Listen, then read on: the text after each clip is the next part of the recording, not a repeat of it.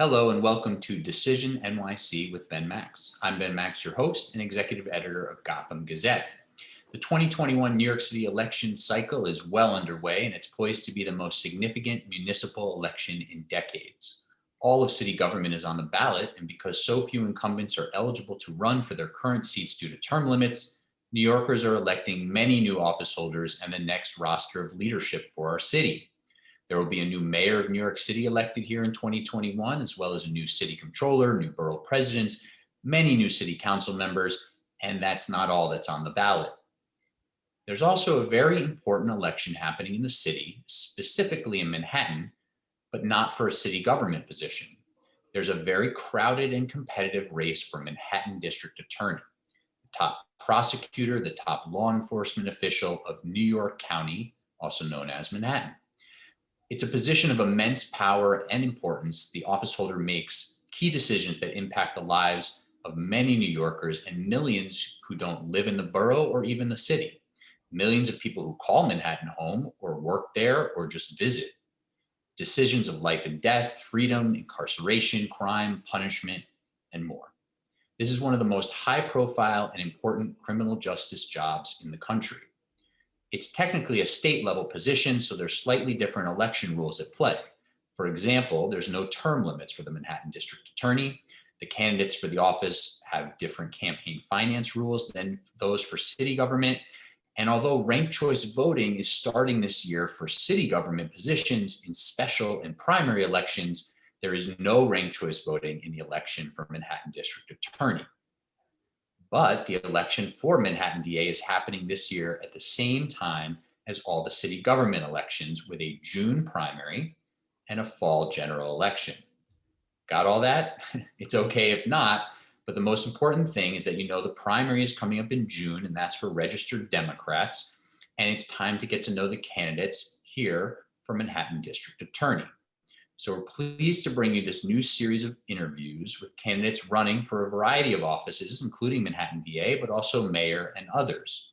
These one-on-one conversations will help you get to know the candidates, their platforms, their resumes, their vision, and hear their plans for becoming the next Manhattan District Attorney if elected. We hope this and other interviews will help you sort through your many choices and make a good informed decision when it's time to vote. So today's interview, joining me by Zoom, is Diana Florence, a Democratic candidate for Manhattan District Attorney. Diana, welcome. Thanks for joining me. Thanks so much for having me, Ben. So you're running for Manhattan DA. Tell us a bit about yourself, the broad overview, who you are, where you come from, what brings you to this race, and then we'll get into a whole bunch of specifics. Thank you. I'd be glad to do that. So my name is Diana Florence, and I am running for the people who never thought they'd win. I have fought for that population my entire career. I was a prosecutor in the Manhattan DA's office, and I created the first of its kind construction fraud task force, where I prosecuted crimes of power like wage theft and corruption and health and safety violations against workers and immigrants, alongside managing scores of investigators, lawyers, and analysts, not just from in the DA's office, but from outside as well. I managed workers and investigators from state and federal agencies as well as city agencies to bring these cases. And what I really have been about is focusing my efforts on making sure the voiceless have a voice. It's something I've done my entire life. I am the only sibling of David, who is profoundly autistic and does not speak. So from an early age, I've used my voice to advocate for both of us. And it's how I got myself to the Manhattan DA's office, because I saw very early on in my legal career, when I was in law school, that if you really wanted to do change, you had to do it from within. Because I worked as a public defender in my law school's clinic. And because I speak Spanish, I had all the clients that didn't speak English down in North Carolina. And so what I found was, when I was interpreting both the law and the language for those clients, that it didn't matter how innocent the client was, how great an argument I had. Ultimately, at the end of the day, if the prosecutor didn't care, was all about incarceration and throwing the book at my client, that was the end of it. So I became a prosecutor to flip that narrative. And I did. For 5 years, starting in 1995, I prosecuted domestic violence alongside women and kids who were victims of terrible abuses. And I didn't do it in the same old way. I always looked for the alternate ways to get accountability. That might mean a woman testifying, but it also might mean me looking at a creative case. So in other words, finding a document crime or something alternative, or even looking for counseling. It was always not my imposing my view, but working alongside the survivors of this abuse that we came up with the solutions. After that, though, I spent the next 2 decades tackling wholesale corruption. It started after 9/11 when people made up family members and collected hundreds of thousands of dollars from the Red Cross and other charities, held them accountable.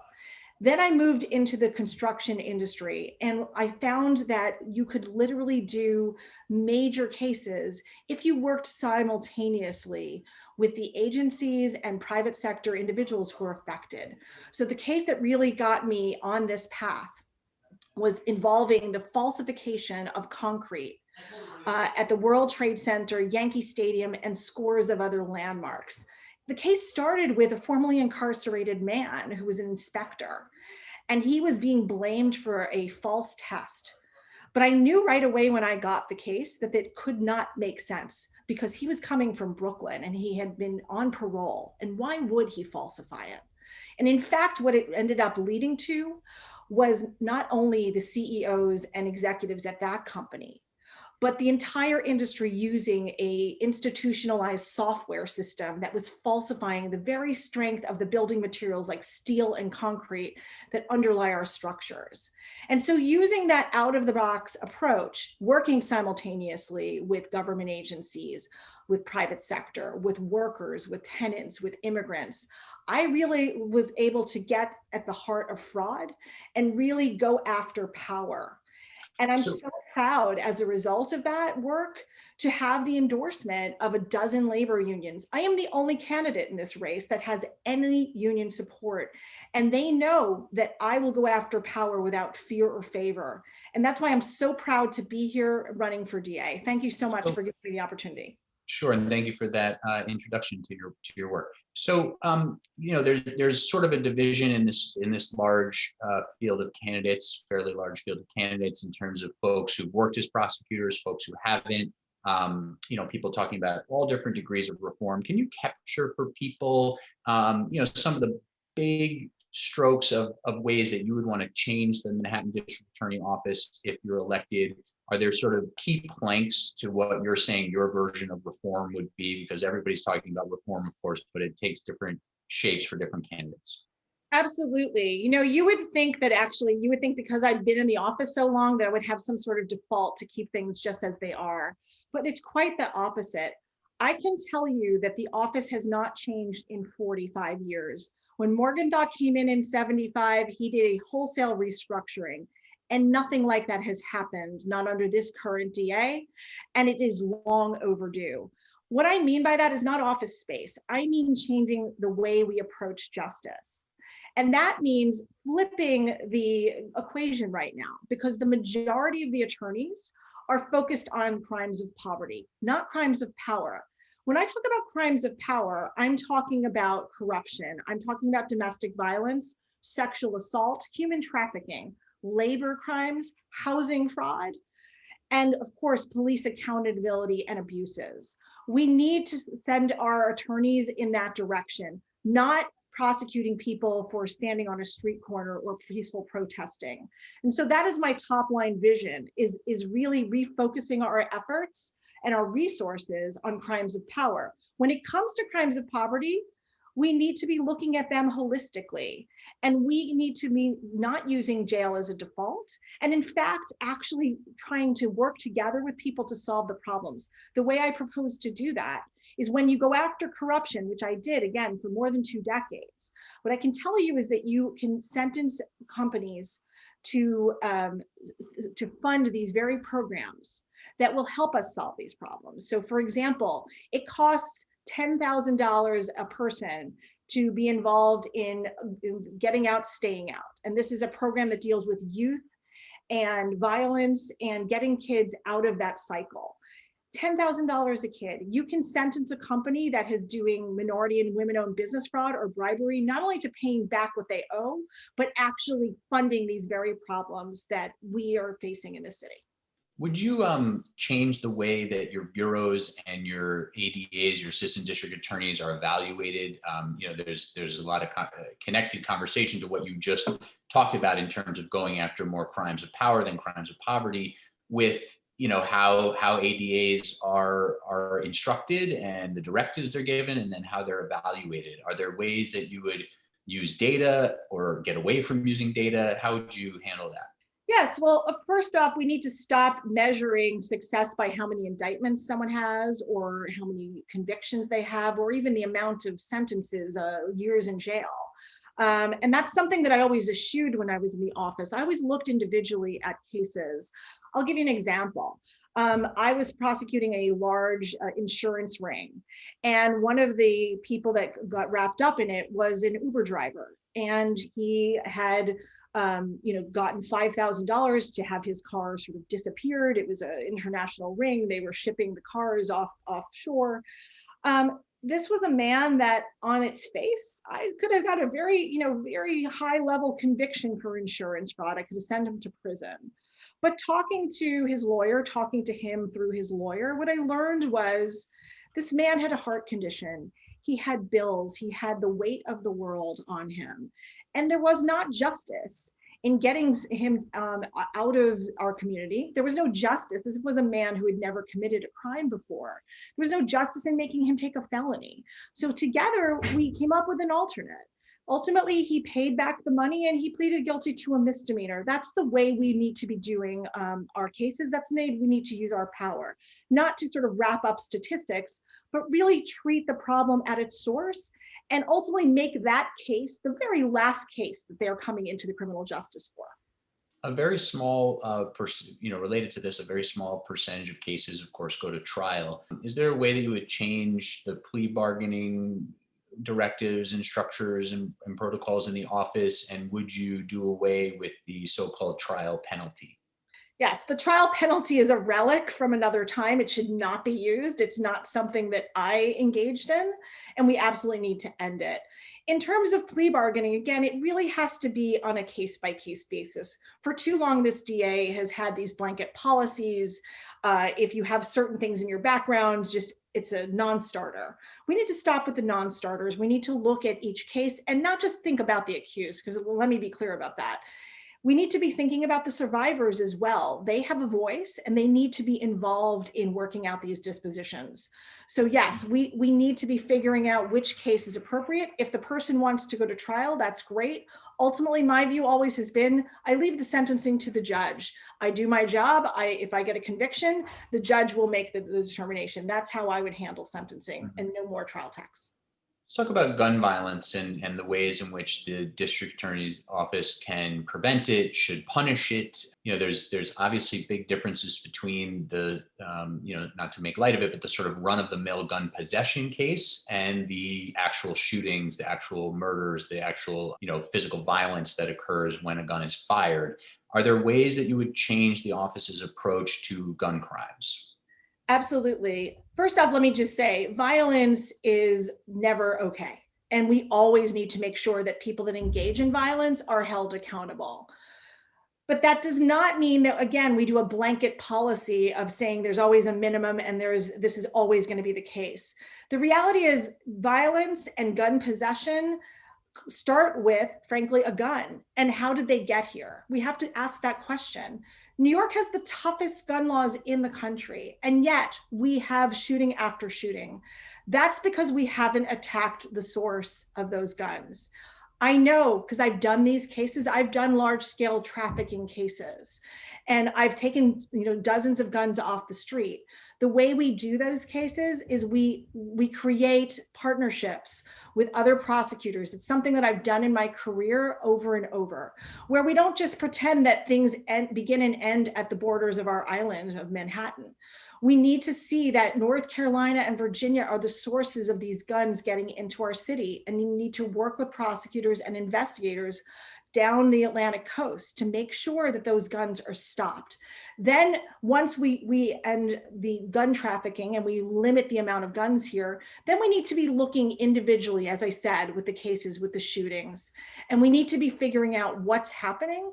And yes, holding them accountable. And if that involves jail, fine. But ultimately, what we need to do is make sure that that person has a way back to the community. And that means investing in the youth programs that I mentioned before briefly. You know, Getting Out, Staying Out is a great example. That's a program that starts as someone is charged and they deal with the youths and talk to them about different programs they can have in an internship or an education, or if they have underlying mental health or addiction programs. That's what you want to be doing as the case is pending. Then they go to jail, they may get training or not, but at the end of their time, they are now connected back to the program so we can make sure that that case is the last case that they have. Are there ways that you would try to assure people that while you are instituting reforms and not criminalizing poverty, as you talked about before, that you're also addressing, there's a lot of concern about this increase in gun violence that we saw in 2020 across the city, but concentrated in a number of specific neighborhoods, mostly as gun violence has historically been in the city. Are there things you'd say to people while you're working on these variety of reforms? I will also make sure that the people that are the small number of people in the city relative to the population that are perpetrating the actual shootings and murders in the city are held accountable. Of course, I've done that. In other words, I do think that we need to use incarceration sparingly. We cannot have a mass incarceration crisis. But of course, they've always been very careful. I understand the awesome power of being able to take someone's liberty away. But if someone, as I said before, if someone commits violence, yes, jail should be on the table. It just can't be the only thing. And it can't be a blanket policy. We have to look at each case individually. But absolutely. So I want to come back to a little bit more of what you were talking about going after crimes of power, some of the categories of what's typically referred to as white collar crime. As a segue back to that, though, I want to ask you about your departure from the Manhattan District Attorney's Office. This related to a series of incidents, but one major one in particular where there was withholding of evidence in cases that you worked on. What went wrong there? What would you do differently if you could go back and do it again? And how do you sort of assuage people's fears who would be interested in a lot of your platform but worried about this departure? Thank you so much for asking this question, because there's been a lot of misreporting on what happened. So I want to make the record very clear. I prosecuted crimes of power, and I prosecuted on behalf of immigrants, workers, and tenants. And my work was not popular in Cy Vance's office. I resigned because I was about to do a case involving landlords that were stealing millions of dollars in rent from tenants by faking renovations. And the case was just ended without any explanation. And while I was doing that case, I was also prosecuting one investigation. So it wasn't cases, it was one case that involved millions of documents, 13 defendants, and they were all on for trial. And my resources were taken away, which is very curious because this was a case that needed a lot of resources. And yet I was left effectively to deal with the discovery on my own. And so when the discovery happened, the same mistake was made in multiple defendants. And as soon as I learned of it, I owned it, because that's what you do. You don't throw people under the bus. Mm-hmm. But ultimately what happened here is that the resources were taken away on a case involving people of power and connected attorneys. This is very typical in that concierge system of justice.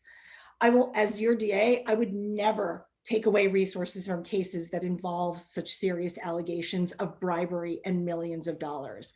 And ultimately, that is what I will do as DA, prioritize crimes of power, not crimes of poverty. Is there anything you would do differently though, even understanding if you had resources removed from your work, as you said, there were assurances that you gave in court, going over, what evidence you had in your possession more carefully? Are there things you would do differently? I made a mistake. There were millions of documents. Of course, if I could go back in time, I would have checked every document. But realistically, when you have a case that is as complex and involving as many moving parts, it's probably not realistic. That's why it's so important that when we have complex cases, that we adequately resource them. And that's what I'll do as DA. So let's talk about the so-called white collar crime in different ways. You got at this a little bit very early in our discussion, but are there other aspects of these, as you said, crimes of power that you would try to bolster the Manhattan District Attorney's Office in going after? You obviously have this background that you've concentrated in related to housing, construction, but are there other areas that you would look to invigorate the office's work in? Do you think the office has gone rigorously enough after things like fraud, money laundering, cybercrime, some of these other categories within the subcategory of white collar crime?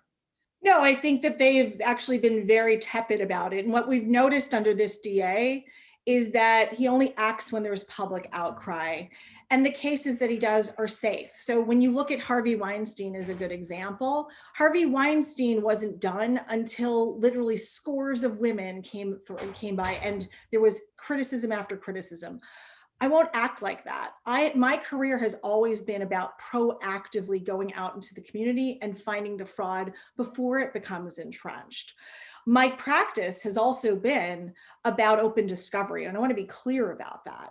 I did open discovery for more than a decade, giving over document after document in my cases. Why? Because the cases I did were complex. And when you give complex cases, and even in less complex cases, you need to have an understanding of what the evidence is. So even with our discovery laws now, we need to be sure that the evidence, the documents that are given to defense attorneys are understandable. We need to have an open door policy. It's what I always did. And that's how I will conduct the white collar division of our office. We need to make sure that we're doing the complex cases, that we're doing the cybercrime cases. For example, ransomware is something that happens very regularly. I have had so many not-for-profits that I work with have their data stolen, and this was confidential. These were undocumented people that they were threatening to send to ICE.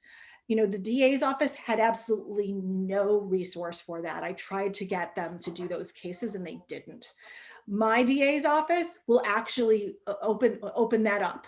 So instead of only focusing on the big headline like a StubHub, we're going to be a resource for small businesses and not-for-profits who have a ransomware situation. They will be able to come into our multi-million-dollar cyber crimes lab and have help with whether this is a hoax, whether this is real.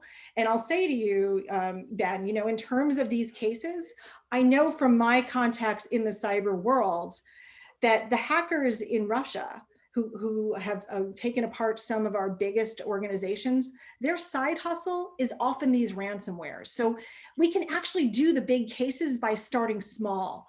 Every big case I have ever done started with something very small. Do you have any indication, and unfortunately in our last 4 or 5 minutes here, so you need to keep these last few on the briefer side, but do you have any indication that there's areas related to Wall Street, finance, insurance, areas that need greater scrutiny from the DA's office? Absolutely. I can tell you that we have not gone after the Wall Street and hedge funds and that sector. Many of my opponents, the filings just came out today. They are heavily funded by hedge funds and real estate. I'm not taking a big real estate money. And it's really important. I've even heard one of my opponents say that there's no industry that's underregulated.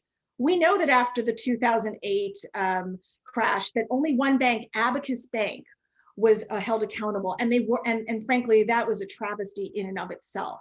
So you're absolutely right. We need to be handling, corruption wherever it is, and that's what I'll do.